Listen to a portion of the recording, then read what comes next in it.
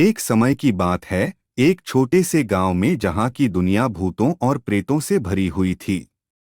लोग कहते थे कि एक रात को जब चांदनी की किरणें गांव को छूने लगती थीं, वहां एक रहस्यमय रास्ता प्रकट होता था। गांव वाले किसी भी कीमत पर उस रास्ते से गुजरने से बचते थे, क्योंकि उन्हें यह मानना था कि उस पथ की संगति उन्हें भूतों से मिल सकती है। एक रोज गांव का एक नौजवान नामक विक्रम ने निर्विघ्न रास्ते का सामना किया।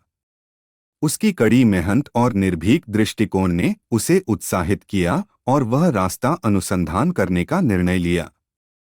विक्रम ने रात के समय अपनी चमकती टॉर्च के साथ रास्ते की ओर कदम बढ़ाया और वहां कुछ अद्भुत हुआ। रास्ता सुनसान नहीं था, बल्कि एक नया संसार सामने आया।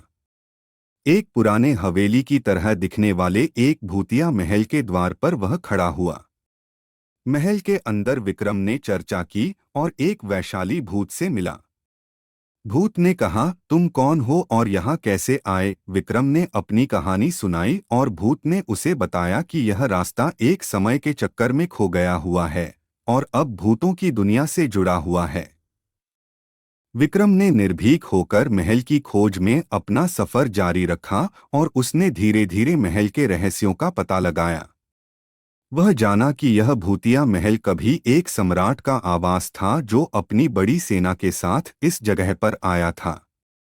इस महल में एक खजाना भी छुपा हुआ था जो सम्राट की देखभाल में था, लेकिन एक दिन वह सम्राट और उसकी सेना एक रहस्यमय तांत्रिक की शिकार हो गई और महल में चारों ओर अजीब-अजीब रास्ते उत्पन्न हो गए। इसके बाद से रास्ता भूतों की दुनिया से जुड़ा हुआ है। विक्रम ने उस खजाने को ढूंढने का निर्णय लिया और उसने भूतों की सहायता से रास्ता पार करते हुए महल के आंतरिक सबसे गहरे हिस्से तक पहुंचा। वहां उसने खजाने को धरा पाया और महल के दरबार में ले आया। भूतों ने विक्रम की साहसी प्रयासों को सराहा और उसे धन्यवाद दिया। महल में पुनः जीवन लाने के बाद विक्रम ने गांव वालों को सच्ची कहानी सुनाई और रास्ते को सुरक्षित मानने का संदेश दिया। गांव वाले ने उसकी बहादुरी को सराहा और उसे गांव का हीरो माना। इसके बाद से रास्ते को बिना डर के गुजरने लगे और भूतों की डरावनी कहानियों का अंत हो गया।